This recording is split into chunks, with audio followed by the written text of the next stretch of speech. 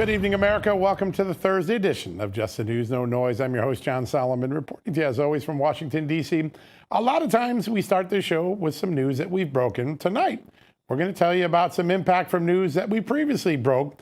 Just a few short hours ago, House Judiciary Committee Chairman Jim Jordan sent a letter first to the Inspector General of the Justice Department, the chief watchdog, David Horowitz, the guy that helped unravel Russia collusion, saying, I think we have enough evidence now to believe that the FBI is trying to purge its ranks of people with conservative views, people who don't agree with elitist Washington. That is a big word, purge, but it's based on some evidence that we and Judicial Watch, Just the News and Judicial Watch, broke over the last couple of months. Remember, we told you a week ago the FBI was doing a security background check on an employee, and they asked questions like, did he vocalize support for Trump? Did he oppose or vocalize opposition to the COVID-19 vaccine? Did he attend a Second Amendment rally? All three of those things are First Amendment protected practices and opinions. After they got yes questions to those three, they revoked that worker's security clearance. That was cited today as one of the evidence for Jim Jordan's letter. The other was documents that Judicial Watch secured a few weeks ago showing that the FBI tried to send derogatory information to a Democrat, Dan Goldman, on the House Judiciary Committee before a hearing so that Democrats could use it to dirty up or question that whistleblower, clearly putting their finger on the scale of a congressional hearing by helping one side, not the other. Those two resulted in a letter to Inspector General Michael Horowitz, as well as a letter to Director Christopher Wray, the FBI director, who keeps saying there's no politics in my bureau until all these things keep coming out, proving to him otherwise. It's a great time to bring in my amazing co-host, Amanda Head, right now. Amanda, pretty big impact here, but I know you got a lot of other headlines you're keeping an eye on for us today. Shoot, yeah. Speaking of scandal, let's dive straight in. All right. So I want to briefly start with Dr. Fauci because his reputation has taken quite a hit in the recent weeks, especially due to those COVID hearings from the last few months. And it seems that Dr. Fauci wasn't telling the whole truth when he said that he wasn't funding gain-of-function research in Wuhan. And it seems that Fauci knows this, too, because today he went on with the ladies of The View. And I don't know if clips like this are going to help him. Check it out. What happened with COVID, as I think was represented by the hearing a few weeks ago, was just pure ad hominem and vitriol. And that really took me by surprise. I thought that there would be that kind of give and take and respect each other's disagreements. And that's the thing that worries me, not only about what I have to face, but about the direction of the country and the social order in our democracy. It's very threatening, I think. It's in jeopardy. It's in jeopardy. No, I think when you lie, you lose respect. Anyway, let me get this straight. Questioning Dr. Fauci on his COVID response and things like gain-of-function research funding and suppressing the lab leak theory, all stuff that we have some evidence that he did. Questioning that is apparently, in his words, threatening to the social order and democracy itself in this country. I'm not entirely sure how that could be possible. But anyway, he also commented on masks because if you remember, at first, Dr. Fauci said that we didn't need to wear masks. And then he came out and said that we did. Not only that, but multiple masks if possible. And after all of that, he bragged about lying to the American people about masks at the very start. He thought it was very clever to tell us that we didn't need a mask because he didn't want Americans to rush to buy as many masks as they could, leaving first responders without. But guess who he blames for Americans distrusting him on masks? Trump. When the CDC came out and made the recommendations that when you're indoors, we should be wearing masks. That was at the time that the infections were going like that. Right. And when he got up and said, well, it's a recommendation, but I'm not going to do it. I choose not to do it. I considered that a missed opportunity to use the bully pulpit of the presidency to get people to do things that was for their own safety. Yeah, well, maybe the distrust on COVID and a lot of other things in America today comes from the government not telling us the truth. But that is just my 1/50th of a dollar. John, back to you. Yeah, listen, truth is a big part of what we're in a war against. I mean, a lot of what the elitists in Washington and media are doing is having a war on truth. And Anthony Fauci was a big part of that for a while. He gave us so many different stories that we were confused. And all the great doctors who've come on the show since then have really exposed just how bad and weak his leadership was. It's pretty remarkable. Yeah. Well, speaking of truth, a guy who knows how to dig it out of reluctant bureaucrats is our good friend at Judicial Watch, Tom Fitton, and he is joining us right now. Tom, good to have you back on the show, my friend. Hey, good to be with you both. Good to see you. We, at the top of the show, mentioned this letter that Jim Jordan said today. A big kudo to you at Judicial Watch. And we at Just the News, two episodes mentioned there are things that we dug up. This story about Dan Goldman getting some dirt sent to him by the FBI before a hearing, pretty remarkable because it shows an effort really to dirty up the a whistleblower, right? Yeah, we've all been around the block in terms of how congressional hearings work. And typically the minority party in a hearing, they don't have much visibility into the communications between an agency and the majority or the committee generally. And it's usually straightforward, sent to both parties. In this case, you had Goldman's top staffer communicate directly with the FBI. It looks like their Office of Legislative Affairs about the whistleblowers. And according to the documents, they gave them information. We don't know what the information is, but it's pretty remarkable to see the Biden FBI working hand in glove with someone like Dan Goldman against whistleblowers who already were complaining about retaliation. Yeah, great point. Yeah. And I want to ask you about these pairs of letters from Jim Jordan, the chairman of Judiciary, to Michael Horowitz and Chris Wray. I have no doubt that Michael Horowitz is going to take this seriously. He trends in that direction every time that there is a legitimate complaint. But with respect to FBI Director Christopher Wray, what do you think the reception is going to be? Do you think that anything will be done on his part? I'm sure we'll get some distraction and noise from Chris Wray and a reaffirmation that the FBI never does anything wrong, even when it's caught red-handed. And even if Mr. Horowitz does something, the record demonstrates the FBI rarely holds their own people accountable for wrongdoing. And those who suffer are people who blow the whistle, or in the case of others who are simply trying to do their job, and they're punished because doing their job ends up putting the FBI in a political position that they don't want to be in when it comes to the regime.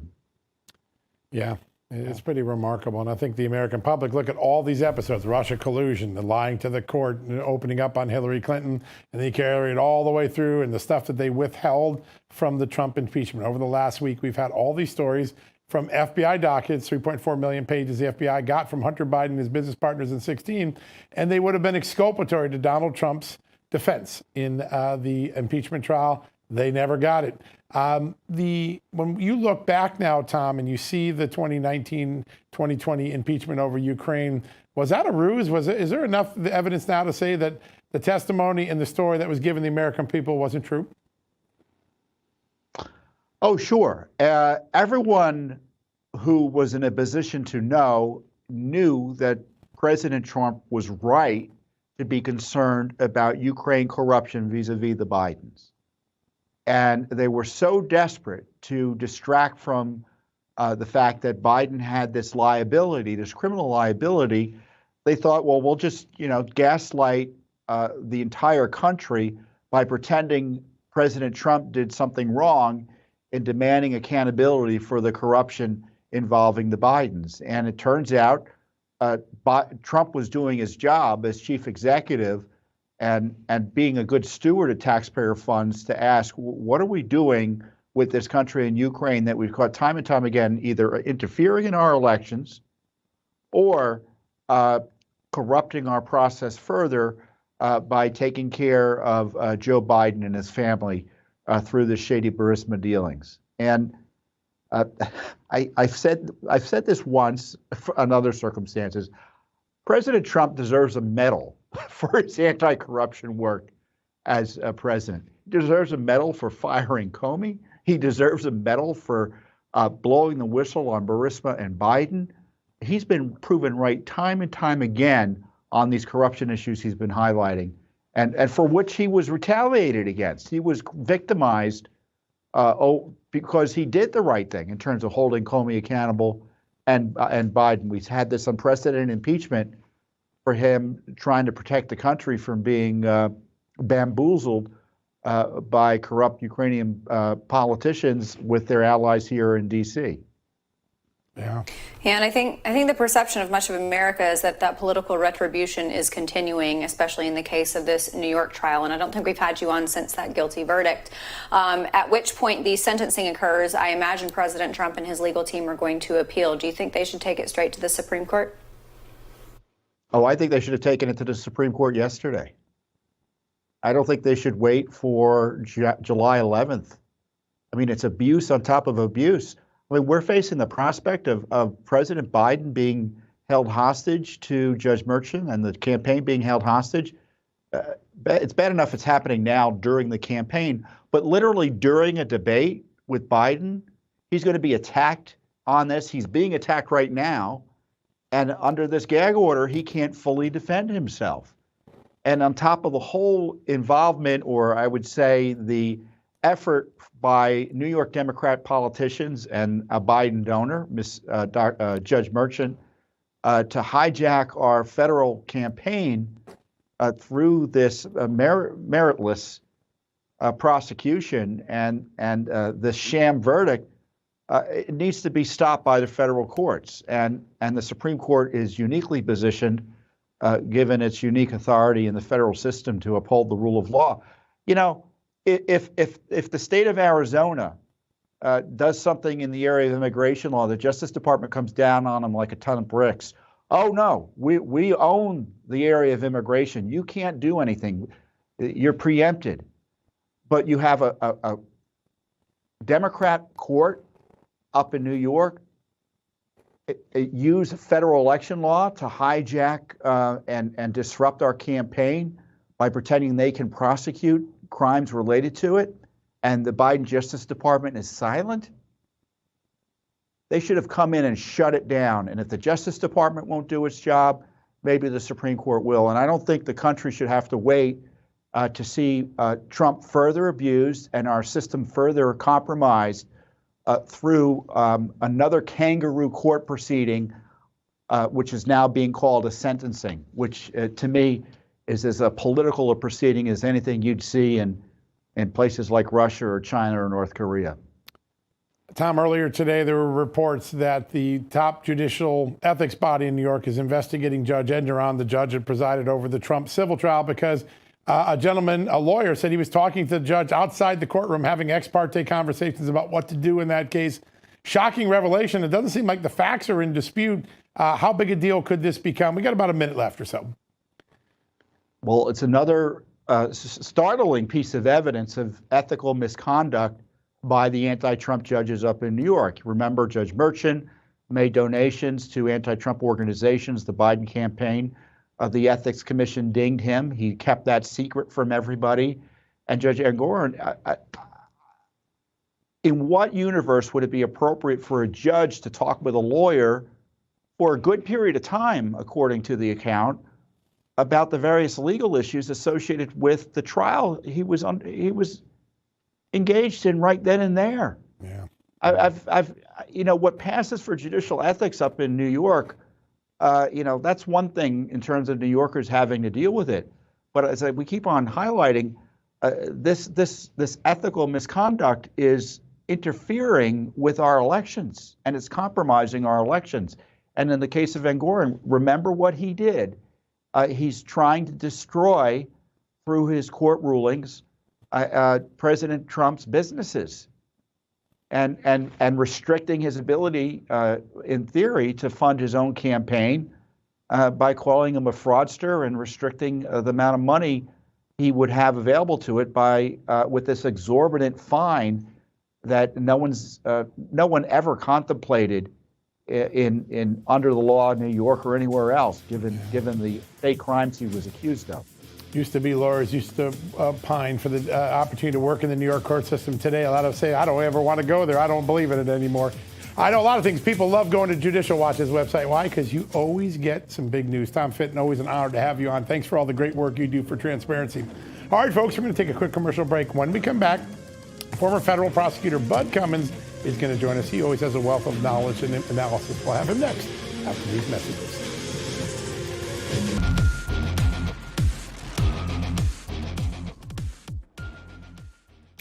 Welcome back, everybody. I want to get an update to you on an extremely important story that we've been following involving the ATF and a deadly pre-dawn raid by that government agency to execute a search warrant at the home of Brian Malinowski. And Malinowski ended up getting shot in the head by the ATF agents. And the Malinowski side of the story says that they had no idea that this was even a law enforcement raid. They thought it was just a home intruder.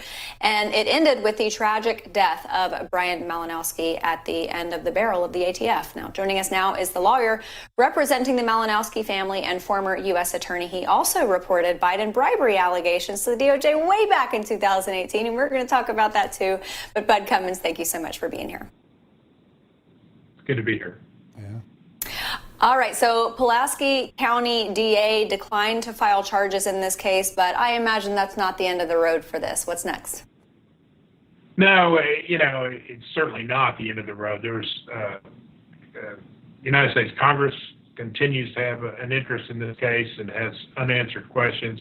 The Arkansas State Legislature is pretty actively involved in seeking some information, and they're just getting warmed up. And then of course there's potential civil actions that can be filed, and if they wanted to, the FBI could conduct a federal criminal civil rights investigation. They haven't seemed to show any interest in that so far, but that certainly should be on the table too. So there's still a lot of ATF is not going to be able to sweep this under the rug, not yet anyway. Yeah, and what's striking about this case, but I just want to remind everyone, there was no evidence that Mr. Malinowski was involved in any violent crime where he was giving weapons to bad people. He simply was a hobbyist who might have sold one too many guns in the mind of the ATF, and he might have needed some paperwork. And for that, they're raiding him. Is this the sort of thing ATF would normally do a raid on? Well, I don't know what they normally do. I know I haven't found a sane person that thinks they should have done that here. And it is very disturbing if you look at the actual rule that they claim to be investigating, the criminal regulation. They can't explain what it means. They can't tell you with any specificity at all of who should and shouldn't have to buy a federal firearms license. The ATF directors sat in front of Congress and had that opportunity and couldn't do it. DOJ lawyers have recently appeared in federal court in at least 2 districts on injunction litigation over that specific rule, and they couldn't explain it. So it's obviously an unconstitutionally vague rule. It's a regulation that exceeds the authority that Congress has given ATF. So even if it was a serious crime and a clear crime, their tactics and protocols in this particular case should be called into question because they were so reckless. But here, not even sure there is a crime to be investigated. And if there is one, it's one of the lowest level crimes that anybody could drag in the door of the U.S. Attorney's Office. So very frustrating in a number of regards. Yeah. And I think reckless is the lightest term you can use, because after the prosecutor, Will Jones, declined to file charges, they released the ATF's side of the story. And Bud, just reflecting back on what you told us the last time you were here and looking at what the ATF side of the story is, there are huge discrepancies. And they don't mention in a lot of these articles the fact that it was a pre-dawn raid. I think I remember from the last time we had you on that they cut the power. Obviously, it was a no-knock warrant. There's no police cam footage. There are a lot of discrepancies in the 2 sides of the story, aren't there? There are. The prosecutor really, his analysis basically begins, we had law enforcement officers standing in this guy's house inside, and someone came out of the darkness with a gun and shot at them, so they shot back, and therefore it is illegal. It is a legal homicide.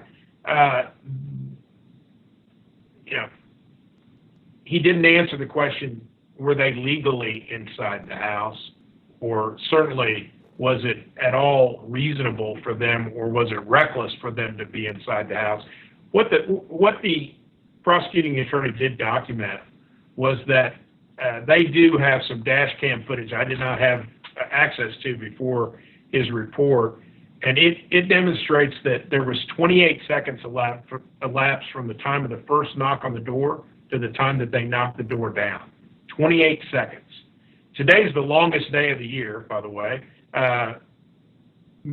This was March 19th. It was an hour and a half before sunup. It was still 32 degrees.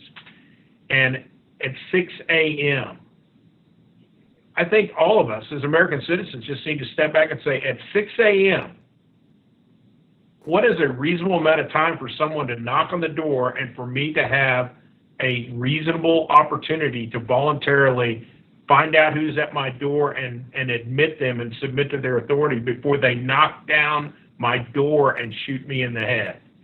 If it's 28 seconds, I think we're all in trouble. Yeah. And also, it takes people a few seconds just to wake up and get some clarity, and the power shut off in your house. You think something bad's going on.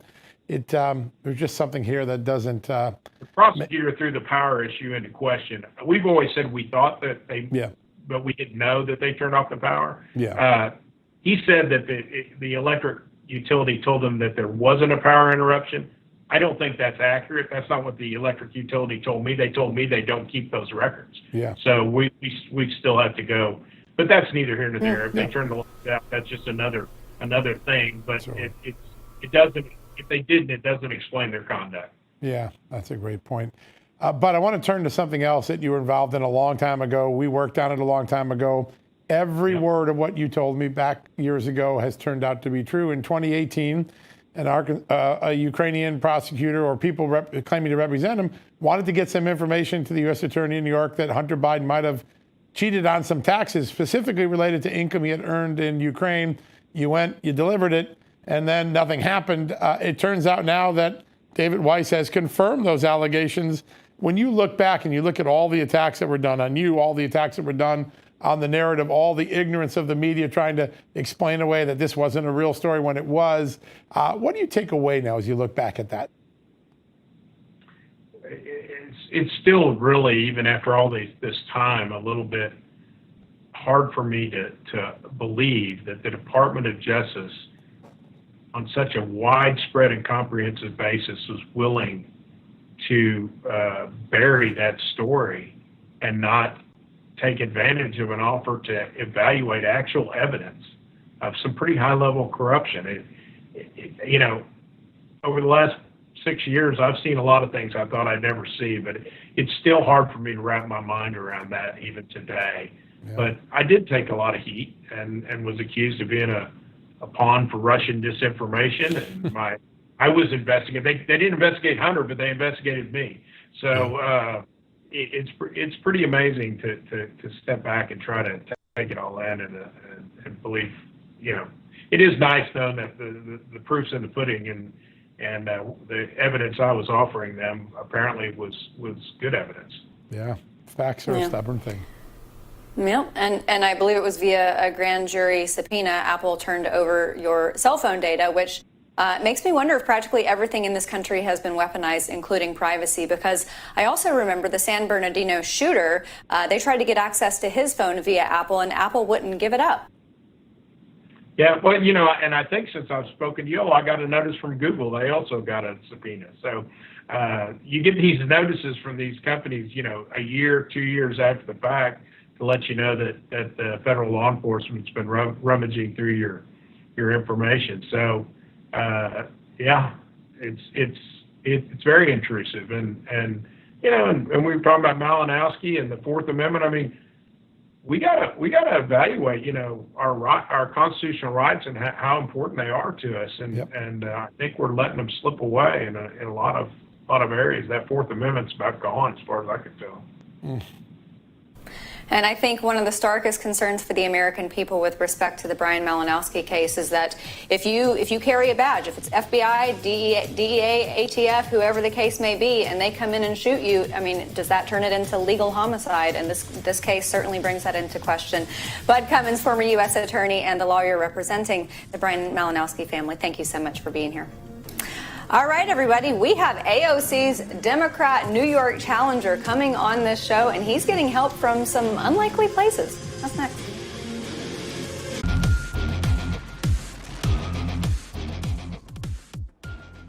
Welcome back, America. Next Tuesday, a big primary night in the Big Apple, New York. I'll put a circle around two races that everyone should keep an eye on. They're both members of the squad. Jamal Bowman in a big hurt. A lot of polling showing that he might be in some trouble there. But I'll put another one that you might not be up to speed on. I think AOC is in some trouble in her district. There are billboards up from an unlikely source, Job Creators Network, a conservative small business group, supporting her Democratic rival. We're lucky right now to be joined by that Democratic rival. Joining us right now is Marty Dolan. Good to have you on, sir. How are you? It's my pleasure to be here. You are, I saw some social media last day. Dolan is rolling, and I think it's true. There's a lot of excitement about what you're doing. And the more you challenge AOC, the more she seems to be disinterested in her district. Tell us where she is today. Our geo tracker on AOC is that she's in Las Vegas, and she's been in Pittsburgh with Corey Summer. She's been in Yonkers with Jamal Bowman. She hasn't been in East Elmhurst, where we've had some terrible crime in the last couple of weeks. We had 2 policemen shot at point blank range. We've had 2 13-year-olds attacked with a machete in a park. We've had policemen attacked. And her answer is that she's going off to Las Vegas, and we have a primary on Tuesday. Yeah, remarkable. My goodness, you'd think she'd stick around and at least try to figure out what was happening with her own race. What do you find is the chief complaint when you're out talking to the constituents of New York 14? I know crime's got to be a huge issue, as you cited, but I would imagine inflation, illegal immigration soaking up resources in that district. What are the main concerns that differentiate you from AOC? Well, let's just talk about the complaints. You hit the big 3, actually. There's crime, illegal immigration, and inflation. And inflation, of course, is coming from these runaway social programs that are creating this massive, government deficit. So if you didn't put her into the picture at all, those are the top 3 issues. So you've got illegal immigrants coming in here by the busload who are setting up shop across the street from, tax-paying shop owners and stealing their business. And when they can't steal their business, they steal their products. And this is a direct consequence of, AOC's policies and the sanctuary city policies. So when you then put the representative against that, I think that's where the pressure really is seen, which is she's seeing as being AOC is absent on community. She's not around. She's absent on crime. She's not around. And, she's off doing things that are making her famous, and she's not doing the constituent service. So those 2 factors are the first 2 things. And I think the third thing is generally a sense that radicalism has had its chance. People in the United States are fair. They want to try new things. So they tried radicalism. And I think people now go back to the question that Bill Clinton asked, are you better 4 years ago than now? And the answer, better now than you were 4 years ago. And I think people have just had enough of radicalism. They're just completely fed up with it. So we're getting great results on our door-to-door canvassing. We're getting unbelievable results. We really, you can't even believe them. So I think your lead-in comment was right. There's more than one race to watch in New York, not just the Latimer Bowman race, but I think we have AOC on the ropes. Yeah, I think a lot of people are starting to wake up to that reality that it's going to be an interesting final days. You come from a business background, and one of the things that I hear every time, and I grew up in the shadows of New York, I love New York City.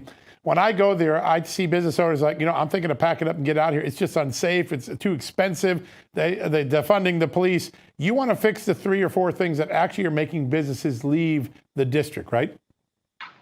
Yeah. So when I was on Wall Street, one of my signature projects was I worked with a guy who technically his stadium is in the district named Carl Icahn. Ah. And Carl and I decided we were going to try to break up AIG because AIG, in Carl's words, was too big to succeed. It had too many different businesses. Asia, it was in Europe. And I think that's the case for New York City, which is New York City's in the pensions business. They don't need to be in the pensions business. And the pensions business is basically promises that were made 30 years ago are now in this year's budget. Yep. And that's why the city can't pay its cops. They're in the housing business. NYCHA, they have 300 to 400,000 apartments in the city. I want them to privatize NYCHA. I want them to give those apartments to the people who live there, which is to create not just a path to equity, but an immediate path to equity. I want to get New York City out of being the mothering business where they give pensions and housing, and get them back into the business where they're just running the city. They're running the police department, they're running the fire department, they're fixing the roads, and they're building infrastructure in schools so that it's a great environment and they have lower taxes and people don't leave. Yeah. If you don't do that, and you have a 14% marginal rate and people can work from home, people are going to leave. Yeah, that's a great point. Marty, there's one issue that I think ties in the issue of crime and inflation and a lot of these topics that you've been talking about. When New York is famous for these little corner grocery stores and bodegas and things like that, and when you have crime and these businesses are forced to leave, it's not just the business that suffers, it's the people of that community, because they now have to get on the subway or they have to get on a bus, they have to travel somewhere else to get their groceries, and that crushes the community itself. Is that something that you expect to hear a lot about as we head into next week? It's a big problem, and it's almost like you can't put your finger on it. So I'll help the voters put their finger on it, which is, if you don't feel safe at night and you're a woman, and there's been women who've been punched in the nose for no reason, blame AOC. If they close your drugstore that you've shopped at for 20 years because the drugstore is tired of the revolving door of criminals, blame AOC. I have a friend, she has to go pick up her daughter at work at 1 o'clock in the morning because she doesn't feel it's safe for her daughter to come home. Well, you can blame AOC. All of these problems tie together, this sense of potential violence, uncertainty, and fear, and it's all because of the policies of the radicals. So we have a rare moment in time here, though, where a vote can change it. on June 25th, it's really not a vote against AOC. It's a vote for New York City. It's a vote for the people of the community to take control of this situation and send a signal to the world that New York is back, and we're not going to take it anymore. It would be an earthquake if AOC were to go down. There's no doubt about that. I want to ask about one thing. You've made the middle class in protecting Main Street businesses a big part of your campaign. Those used to be two big constituencies of the Democratic Party. It's a little uneasy there right now. How important was it the Job Creators Network, a sort of Main Street small business lobby, got behind your campaign? Well, to be honest, we were completely surprised by it. They're operating completely independently from us, yep. But they obviously read our material, they looked through it, and they stepped up to do something that I think it's in the service of the voters, which is, even though we had a funny year this year because we already had a presidential primary, right? Having the congressional and the state assembly primary, and then we have the presidential election. So I think it's been very helpful for the Job Creation Network to point out to voters that there's a primary on June 25th, which is in 5 days. So we were very happy that they came in.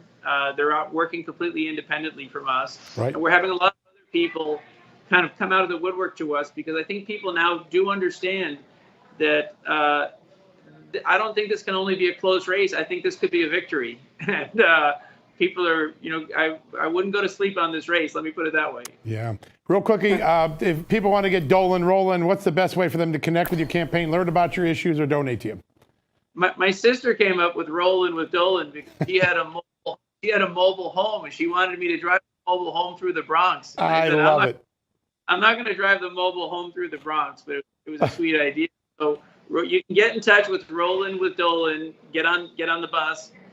MartyDolanForCongress.com. And yes, you are welcome. Sir, what a great honor to have you on. We're going to be watching this race. I'm with you. I think there's going to be some surprises on Tuesday night. Great honor to have you on the show. Folks, go check out his campaign. It's one of the more interesting races coming up in the next week, and a fun conversation there. All right, we're going to take a quick commercial break, but don't go anywhere. We've got a lot more to talk about right after these messages, and keep an eye on primaries next Tuesday. I'm telling you, New York's going to be the one to watch.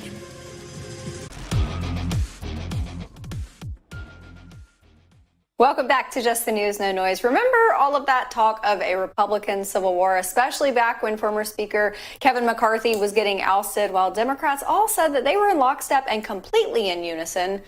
That wasn't true everywhere, especially when it comes to Democrat Congressman Jamal Bowman from New York's 16th District. Hillary Clinton has now come out and endorsed his primary opponent, George Latimer. So why are Democrats cooling on Bowman, or is this all just a false alarm, much like Congressman Bowman pulling the fire alarm in the Capitol, and when he got not even a slap on the wrist, just a tap on the wrist? Joining us now to discuss this is spokesperson for Concerned Communities of America, Pastor Mark Little. Thank you so much for being here, Pastor. Hi, it's so good to be back with you all again, and what a great time to be talking about America and New York. Yeah. Amen. Amen. And this is an interesting race. So between Jamal Bowman and this primary challenger, could this produce a shockwave among the squad?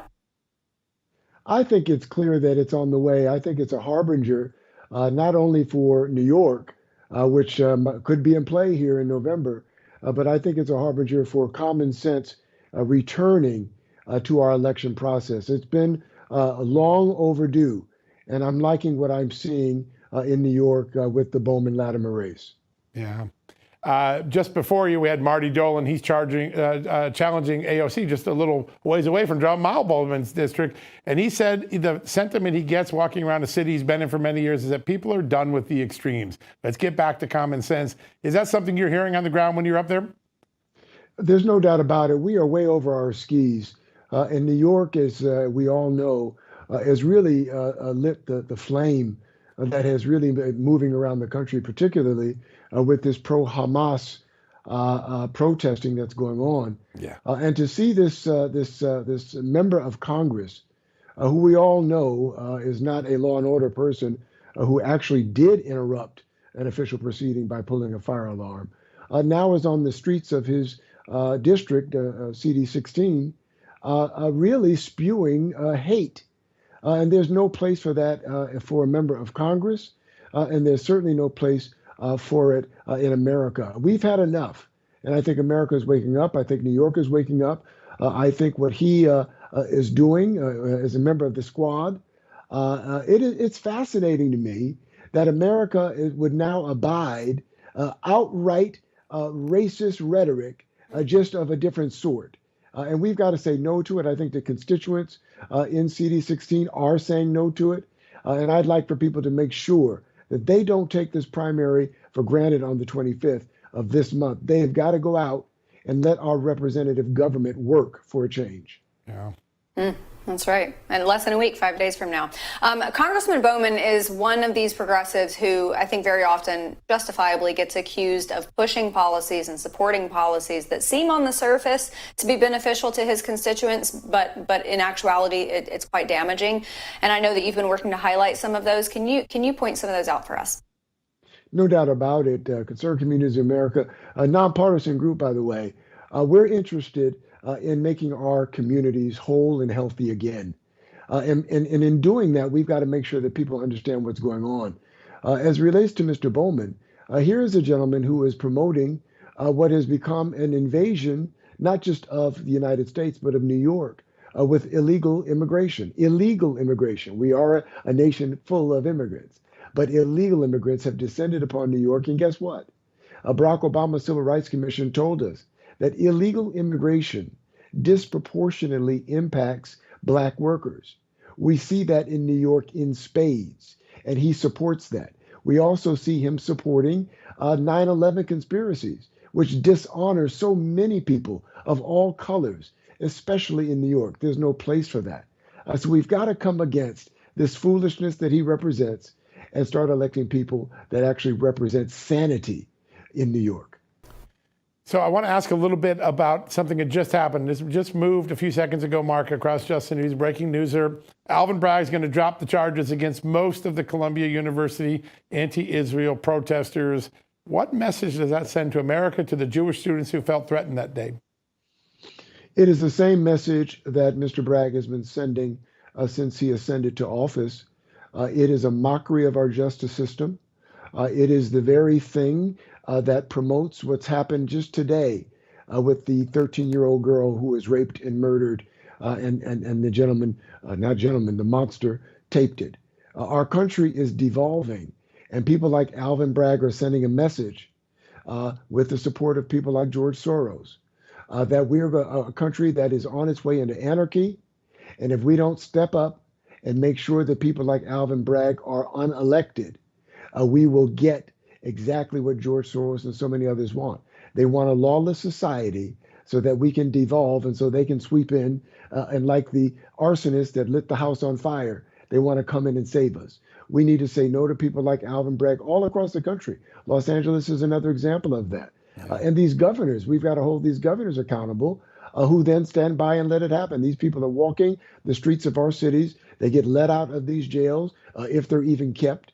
We've got this no cash bail system that's sweeping the nation. We're in a real bad spot. And people like Alvin Bragg are at the tip of the spear. We have to say no. And of course, we see how he has made a mockery of justice with President Trump. We've had enough of it. And New York has got to lead the way, unfortunately. And I'm looking forward to having some of these folks unelected, Alvin Bragg, Letitia James included. Yeah. Pastor, don't worry about LA. We've got a new $151 million high rise available for homeless citizens. So we're doing all right over here. Oh, boy. Priorities. Pastor Mark Little, spokesperson for Concerned Communities of America. Thank you so much for being with us tonight. We love your insight on this. We'll have you back on again very soon. God bless you, New York. Get out and vote. June 25th. Right. Same to you, sir. Yes, that's next Tuesday, everybody. All right, just one more break to get to, and we're going to be right back in a moment with an important story about rising crime in America and how it can affect you and your home. We'll be right back. Hey, America, we're halfway into 2024, and you know what? I got a message for you. You must start taking care of your liver now more than ever. Why? Because the latest data from the American Heart Association indicates that adults with fatty liver were 3.5 times more likely to have heart failure than those without. The American Liver Foundation says that 100 million Americans have fatty liver, which means that many people are at risk. We throw everything at our livers, right? Cholesterol, alcohol, toxins, Tylenol, statins, cigarettes. That's why so many of us have a sluggish fatty liver that makes us gain weight and lose energy. For decades now, your liver's been helping you with over 500 key functions every day. It's time for you to take some time to help your liver. There's a solution, Liver Health Formula, an all-natural supplement which contains 11 clinically proven botanicals that help recharge and protect your liver. You can try Liver Health Formula and receive a free bottle of nano-powered omega-3 to keep your heart healthy too. Try Liver Health Formula by going to getliverhelp.com/justnews. That's getliverhelp.com/justnews and claim your free bonus gift. One more time, go to getliverhelp.com/justnews. Welcome back, America. One more important discussion before we hand things off to Grant Stinchfeld for the night. Listen, the next story shows why you have to be ultra cautious to keep your private information private, like your home address, because a lot of people are shocked when Home Title Lock shows them the actual deed to their home with some stranger's name listed on. I'm not making up. This really happens. A cyber criminal can find and forge the title to our homes. Then they take out loans against that home, and all of a sudden, they're stealing your equity, and you're in the hole. And by the way, if that happens, you got months, if not years, of headache on your hands. There was a recent episode that I think awoken a lot of people to this crime. It happened in Graceland, the famous home of Elvis Presley in Tennessee, last month. That's why our last guest of the night, Natalie Dominguez, she's the title theft education specialist for Home Title Lock, and she's here to educate us on this ever-growing thing. Natalie, great to have you on. If you told me Elvis Presley's home would be the victim of a cyber crime, I go, no, that's not possible. It really happened, right? Yeah, this has got to be one of the most brazen deed fund cases that I've ever personally seen. Graceland is the second most visited house in America outside of the White House, and it's estimated to be worth between $400 and $500 million.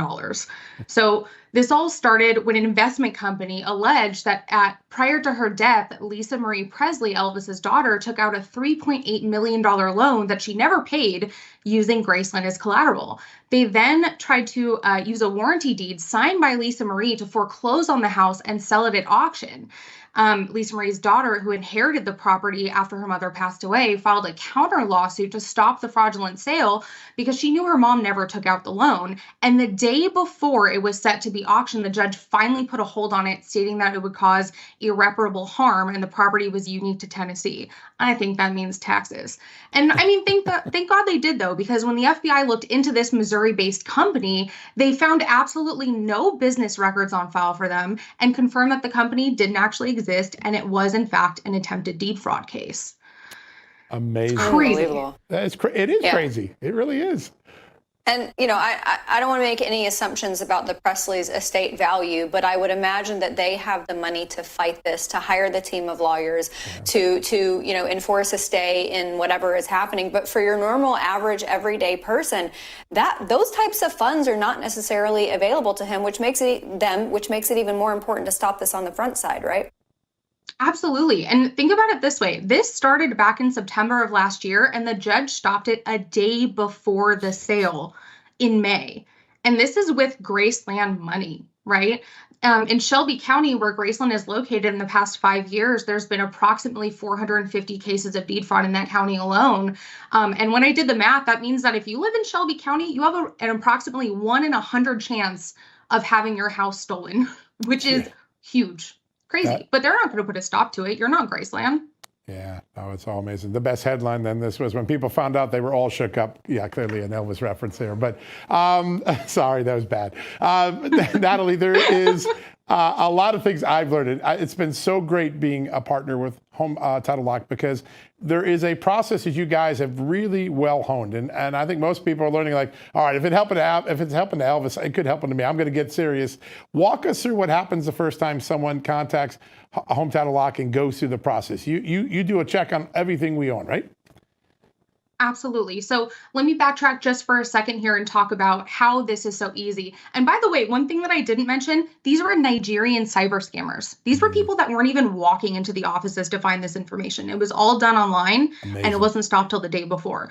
So documents containing personal information like birth and death certificates, property deeds, and mortgages are all public record in the US. And living in this digital age, especially post-lockdown, there's so many things that you can do, and we have so many new vulnerabilities to deal with. And the same people that make this information available and created these processes haven't really changed since they were put in place.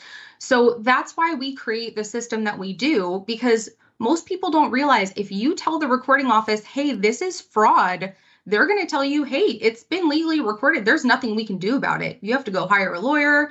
You have to go, file a police report. So that's why our triple lock protection is designed the way that it is. It's not just monitoring and alerts. It's a team of restoration experts on standby to fix the fraud. The moment we know it's fraud, you're not stuck standing in a county office with someone else's name on your property record. We're fixing it for you. Right.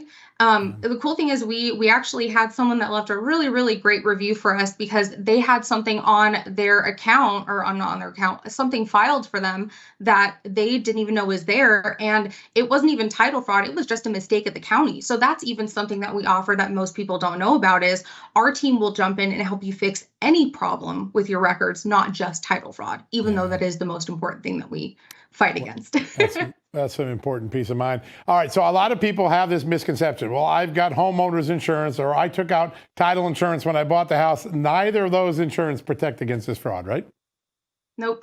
So it's a common misconception with title insurance because what title insurance is, it basically ensures that you have a clean title. So if I'm purchasing a fraudulently posted online home, then yeah, that would help me. But once you are the homeowner, all that aftermath is on you. That's not covered by title insurance. And we're not title insurance either. We're monitoring, alerts, and restoration. So if something happens, we fix it for you. It is a peace of mind you all need to have, folks. Do not have a Graceland episode in your life. It will be awful. Have the good folks like Natalie Dominguez at Home Title Lock there to give you peace of mind. Natalie, thanks so much. You did such a great job explaining that. A lot of fun today. Thanks so much. All right, folks, one more time. Go to HometitleLock.com. Use the promo code JustNews. You know how to do that. You're going to get 30 free days plus a free title scan. Go get that done today. You protect your most important asset. All right, I got a good idea. We're going to hand the baton off to our good friend, Grant Stitchfeld. I'll take you to the next hour of the night. God bless you.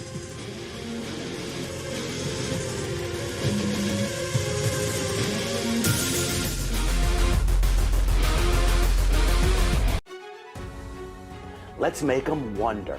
Let's squeeze them for a change instead of them constantly squeezing us. And then, finally,